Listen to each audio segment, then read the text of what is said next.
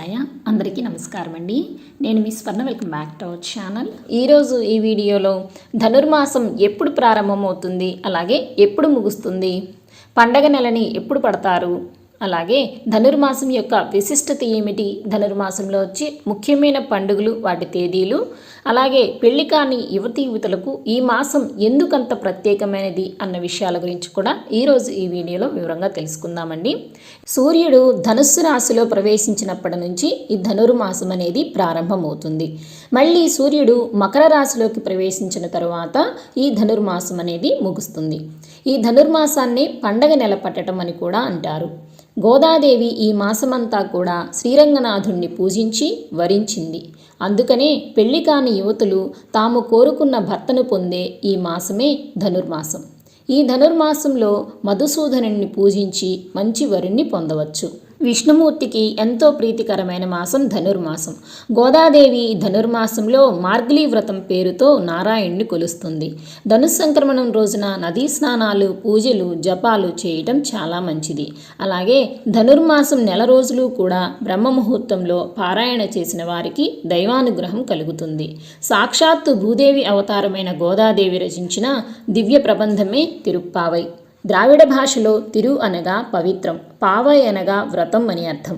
ఈ ధనుర్మాసంలో శ్రీ మహావిష్ణువుని మధుసూదనుడు అనే పేరుతో పూజించి మొదటి 15 రోజులు చక్కెర పొంగలి లేదా పులగం నైవేద్యంగా సమర్పిస్తారు. తరువాత 15 రోజులు దద్దోజనాన్ని నివేదించాలి. మార్గశిర పౌర్ణమి తరువాత వచ్చే పాడ్యమి నుంచి వైష్ణులు ధనుర్మాస వ్రతానికి శ్రీకారం చుడతారు. ఈ వ్రతం వల్ల మోక్షం సిద్ధిస్తుంది. ధనుర్మాసంలో శ్రీకృష్ణుడికి తులసీమాలను సమర్పిస్తే స్త్రీలకు నచ్చిన వరుడితో వివాహం జరుగుతుంది అని పురాణ కథనం. మరి అంతటి పరమ పవిత్రమైన ధనుర్మాసం ఎప్పుడు ప్రారంభమవుతుంది, ఎప్పుడు ముగుస్తుంది, వాటి తేదీల గురించి ఇప్పుడు తెలుసుకుందాం. ధనుర్మాసం స్వస్తి శ్రీ చాంద్రమాన శ్రీ విశ్వావసునామ సంవత్సరం దక్షిణాయనం హేమంత ఋతువు మార్గశిర మాసం కృష్ణపక్షం డిసెంబర్ 16వ తేదీ 2025వ సంవత్సరం మంగళవారం రోజున సూర్యుడు మధ్యాహ్నం 1:03 వృశ్చిక రాశి నుండి ధనుస్సు రాశిలోకి ప్రవేశిస్తారు. దీనినే ధనుస్సంక్రమణం అని అంటారు. అంటే ఈ రోజు నుంచి ధనుర్మాసం ప్రారంభమయ్యి సంక్రాంతి పండుగతోటి ఈ ధనుర్మాసం అయితే ముగుస్తుంది. అంటే 2026వ సంవత్సరంలో స్వస్తి శ్రీ చాంద్రమాన శ్రీ విశ్వావసునామ సంవత్సరం ఉత్తరాయణం హేమంత ఋతువు పుష్యమాసం కృష్ణపక్షం 2026వ సంవత్సరం జనవరి 14వ తేదీ బుధవారం రోజున రాత్రి 9:11 సూర్యుడు ధనుస్సు రాశి నుంచి మకర రాశిలోకి ప్రవేశిస్తారు. దీనిని మకర సంక్రమణం అని అంటారు. అంటే ఈ రోజుతోటి ధనుర్మాసము ముగుస్తుంది.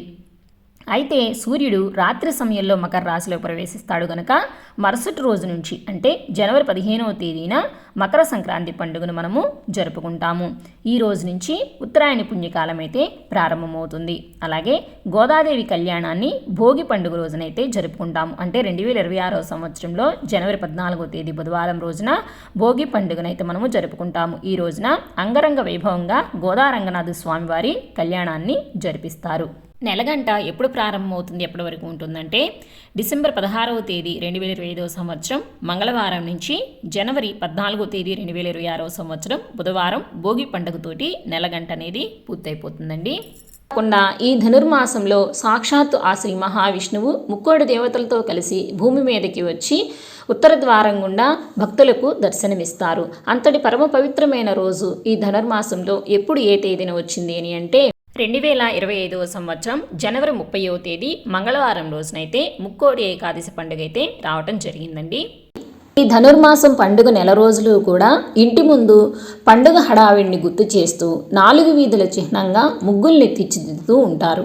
అయితే ఈ ధనుర్మాసం సౌరమానానికి సంబంధించిన పండుగ, కానీ మనం తెలుగువారం చాంద్రమానాన్ని అనుసరిస్తాం కాబట్టి దీనికి గుర్తుగా ముగ్గు మధ్యలో చంద్రుణ్ణి తీర్చిదిద్దుతారు. ఇవండి ఈరోజు ఈ వీడియోలో మాసం యొక్క ప్రారంభ మరియు ముగింపు తేదీలు, ధనుర్మాసం యొక్క విశిష్టత, ధనుర్మాసంలో వచ్చే ముఖ్యమైన పండుగలు వాటి తేదీల గురించి తెలుసుకున్నాం కదండి.